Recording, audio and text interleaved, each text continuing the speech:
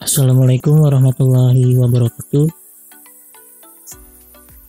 Perkenalkan, nama saya Muhammad Febrian Herianto dari kelas D3 MP 4301. Pada kesempatan kali ini saya akan menjelaskan tentang performance appraisal ataupun penilaian kinerja untuk memenuhi tugas besar mata kuliah manajemen sumber daya manusia.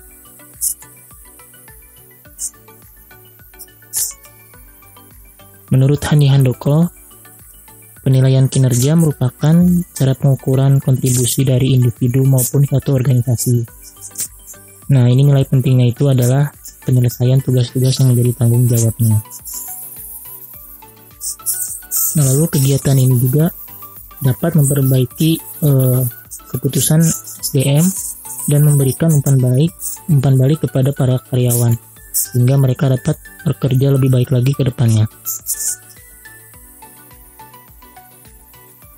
Nah, lalu ada standar kinerja, merupakan tolak ukur yang digunakan untuk menilai kinerja seorang karyawan. Nah, agar efektif, standar kerja juga harus terkait dengan hasil yang diharapkan dari suatu jabatan. Ada beberapa standar untuk menetapkan standar kinerja. Yang pertama ada spesifik, yang kedua ada measurable, yang ketiga ada achievable, yang keempat ada result oriented, dan yang kelima ada time frame. Lalu ada dua metode orientasi penilaian prestasi kerja. Yang pertama ada yang berorientasi masa lalu, dan yang kedua ada penilaian yang berorientasi masa depan. Nah, ini yang berorientasi masa lalu itu meliputi ada skala peringkat, daftar pertanyaan, dan juga ada metode peristiwa krisis.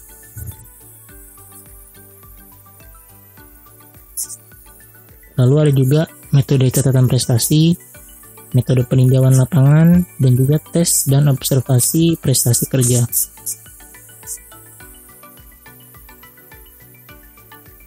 Nah, ini yang kedua ada metode yang berorientasi masa depan.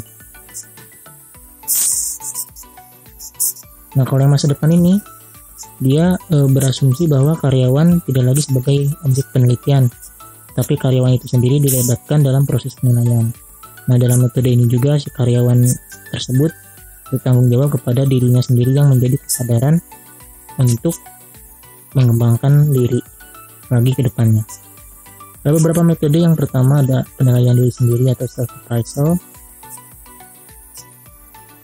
Lalu ada manajemen by objective, ada juga penilaian secara psikologis, dan juga ada pusat penilaian atau assessment center. Nah, lalu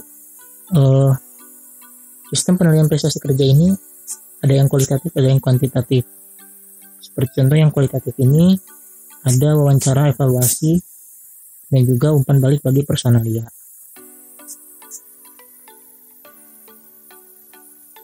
Dan yang kuantitatif tersebut itu ada human resource balance scorecard.